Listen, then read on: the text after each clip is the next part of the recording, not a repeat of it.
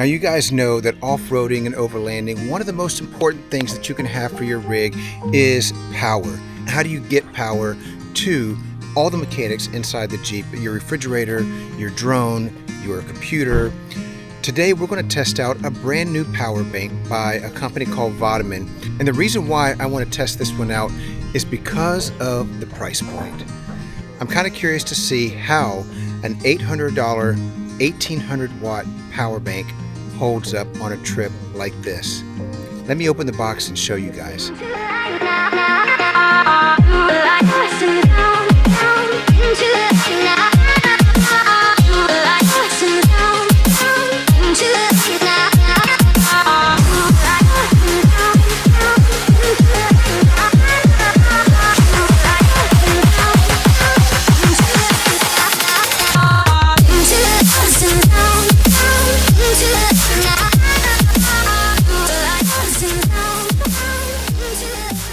This is the 1800 watt Vtoman power bank system.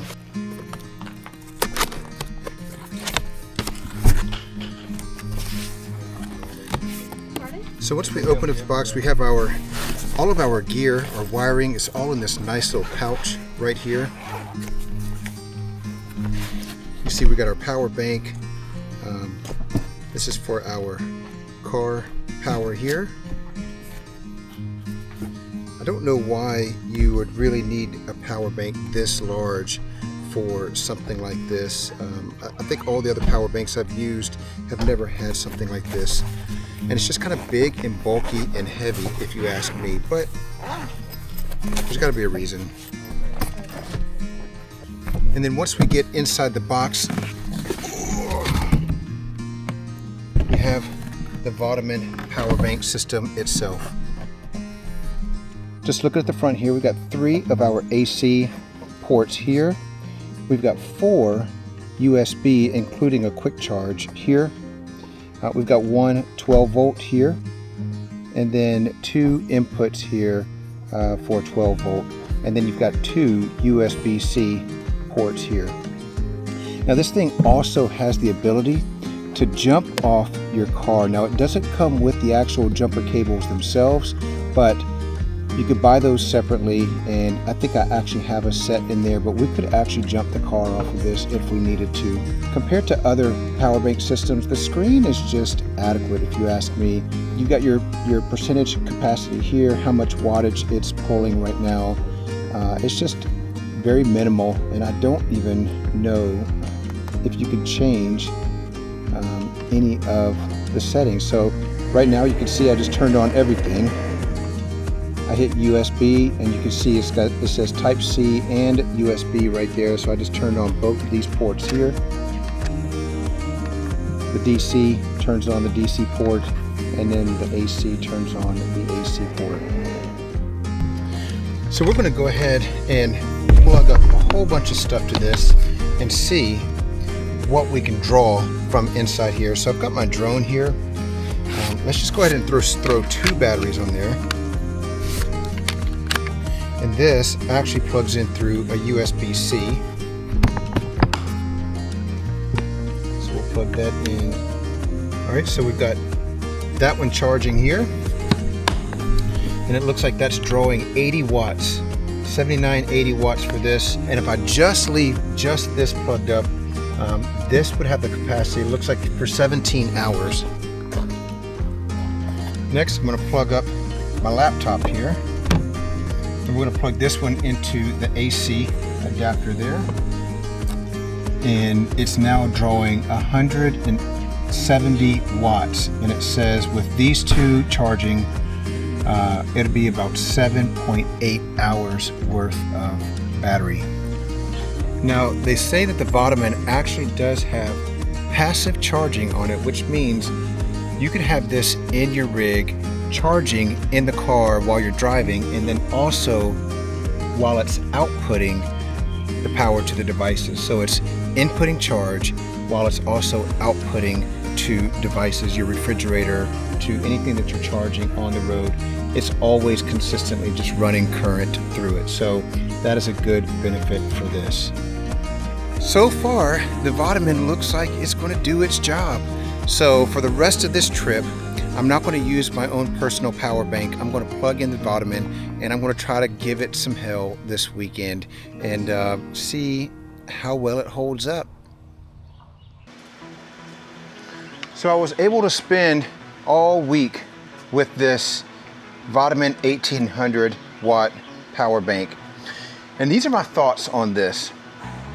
It has done fantastic for what it needs to do. I never charged it, not even once. And we did a 5-day overlanding trip. We did 2 days in Uwharrie National Forest and then 3 days in the Outer Banks at Cape Lookout. I never charged this thing. I wanted to see how much abuse and how much I could pack in this 1800-watt power bank system. And it held up perfectly. I was able to charge drones, phones, tablets, computers, refrigerator, everything that I needed ran off of this unit for 5 days. And looking at it now, we still have 23% capacity on the battery. So it's not even done yet. It still has more pack in it. Now, a couple of things about the Vtoman that maybe I don't like. I've had other power bank systems where you actually have covers that cover up these AC outlets here. Why is that important? We were just in Cape Lookout in the Outer Banks, which is nothing but beach and sand. And I'm looking around this thing and it's got sand all over it, which means it's probably got sand inside of these little holes here. And that's just from the wind blowing. I never actually put this thing in the sand. It was sitting on a table or it was sitting in the Jeep, but just from the sand blowing around enters into some of these components. So that would be one thing. Here on the jumper cable, it's got some rubber grommets that kind of cover these up. I wish they had put the same thing over top of each one of these AC outlets here and possibly even the DC and the USBs. Now, build quality. I'm looking at this from several different aspects. I've got other power bank systems that I can kind of compare it to. And the build of this is just average, if you ask me. As I start to feel around this, tap on the unit, it just feels like they used possibly a cheaper plastic to make this. It feels like if it were to fall off the table or fall off the Jeep, that it would actually crack. I have other units that are used a much thicker plastic, and if they fall off, then I know that I just pick it up and I put it back on the table. This one, however, feels like it's one of those you just kind of have to be conscientious about having around or what it's around. One of the things that I would really like to see Vtoman add to this unit is an LED light right here. It's one of those things that you never know what you need until you don't have it, right? My other units have an LED light right here and I never use it. But the thing is when you don't have it is when you're going to need it. So I had this at camp. It was up in my tent and I was trying to plug in phones and the USB. I was trying to plug in my iPad and the AC and it was super dark and I couldn't see anything. I'm sitting here trying to find the little pinholes. I'm kind of poking around and I couldn't find it. Had I had my other unit, I would have just hit that LED light and the light would have just illuminated everything here. Easy for me to find the switches.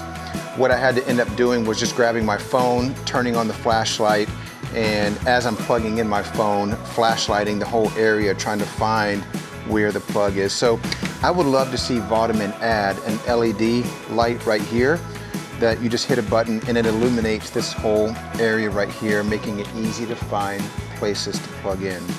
Now, one of the pluses that the Vtoman has that my other units don't have is the ability for a jumper cable. You can jump off your car with this unit, which is pretty cool. My units don't have that. The only caveat to this is you have to buy the jumper cables separate. They don't come with the actual pack, but you have the ability to add a jumper cable right here and jump off your unit. Other than that, this unit performed extremely well this weekend. In fact, one of the things that intrigued me about this unit was its price point. This unit comes in under $900 for 1,800 watts of power. Traditionally, the rule of thumb with power banks like this is $1 per watt. It's kind of a generalization. So 1,800 watts, $1,800, or you can probably find some deals here and there on some name brand things and maybe get it for $1,600 or $1,500.